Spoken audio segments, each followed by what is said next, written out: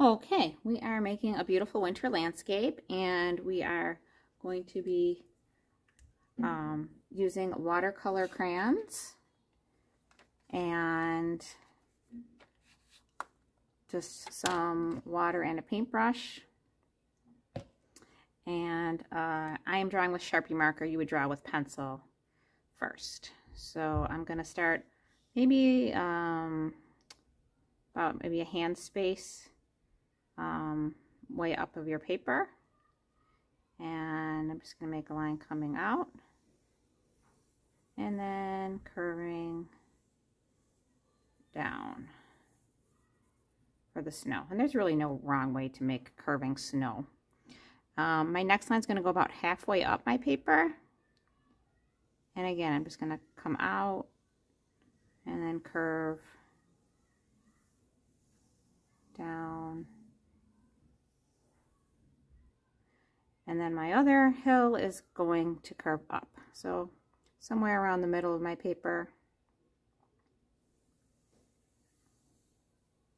And just curving up. Okay, then I'm going to work on my trees. So I'm going to do these small, far away trees first. So at the back here,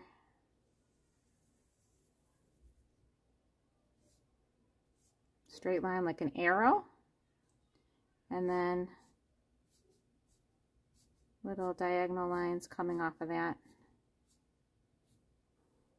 to the bottom, and then a little line going across for resting in the snow. And this just reminded me I gotta write my name at the bottom.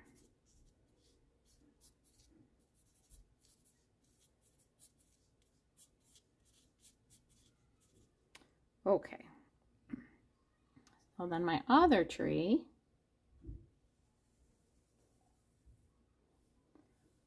is a little bit taller, and then this has lines that are slanting up, and then off of those lines come smaller lines.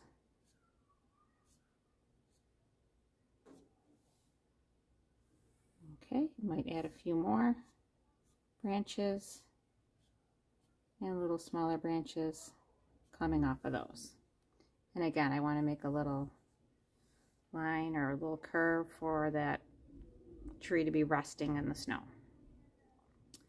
Okay, my other tree is closer, and I'm going to start about here and then just go down. And if the placement of your trees is different, that's fine. And again, this kind of tree, I start with an arrow, and then I make my lines slanting down off from there.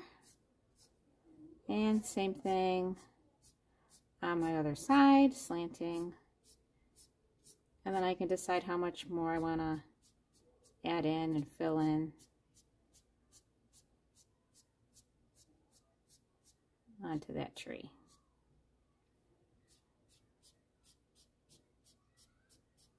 And then these trees also, this tree is going to be resting in the snow.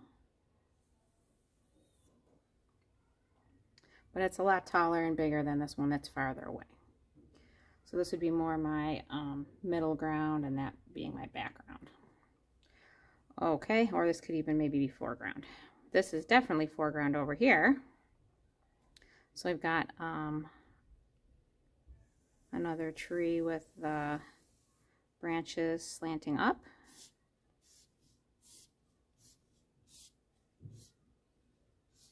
And then you can just decide how many branches you want and how many extra branches you want to add, because all trees are going to be different. You're not going to want to make your tree exactly the same as mine. And then this other one is farther over here. And you might want to make that tree trunk a little bit thicker because this tree is so much closer.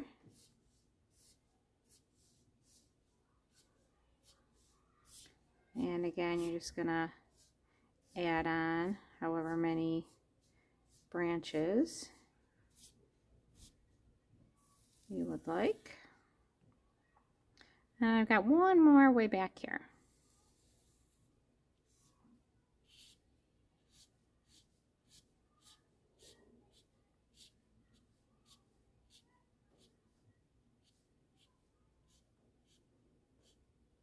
And then I've got the sun or the moon in the sky.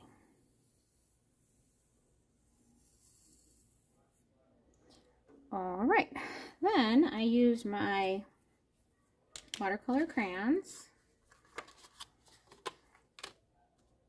and I liked the order of the colors that I did on my original, so I'm going to stick with that order of the colors. So I've got blue, and then purple, and then red, orange, yellow. So it's kind of a rainbow order, missing green.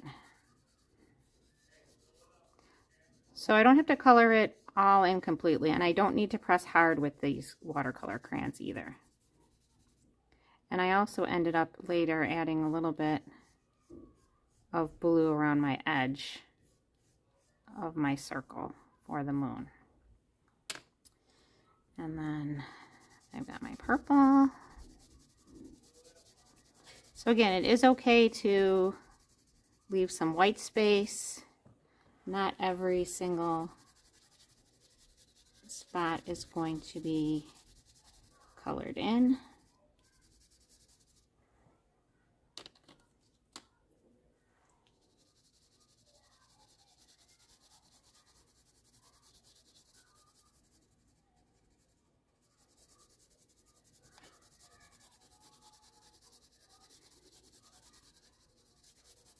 And I'm sort of using the side of the crayon. I'm not really so much like making lines and coloring back and forth. These are kind of, they remind me a little bit of chalk in a way, because they're not a real soft crayon.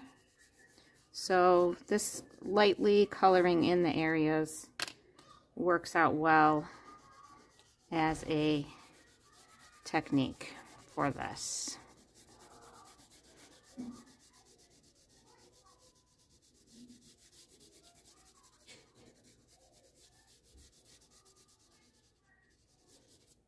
And then my last color here is my yellow.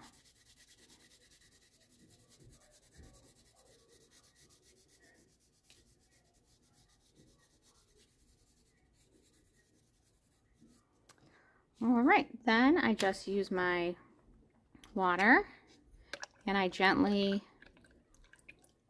just move my brush along the inside of the cup to get the extra water up so it's not dripping. But I do want my brush to be pretty wet. And then I can just gently paint over where I colored in with those watercolor crayons. You can see how I'm going to clean out my brush before I go to another color here. And that you can still kind of see where some of those crayon lines were, but for the most part it gets blended in, and the white spaces pretty much get covered up.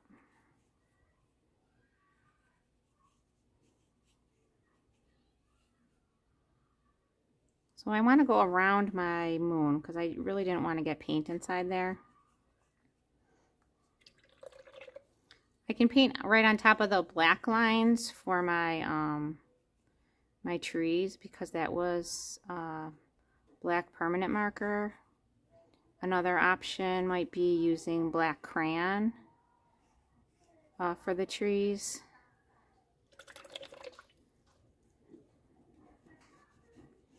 And I actually ended up using some of the blue inside of the moon because I sort of like made a mistake, and the paint sort of slid into the moon, my purple did. So then I ended up adding a little bit of the blue around the edge on my original one here.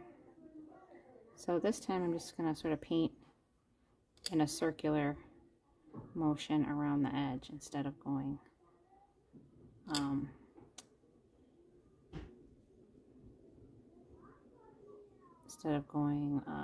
back and forth.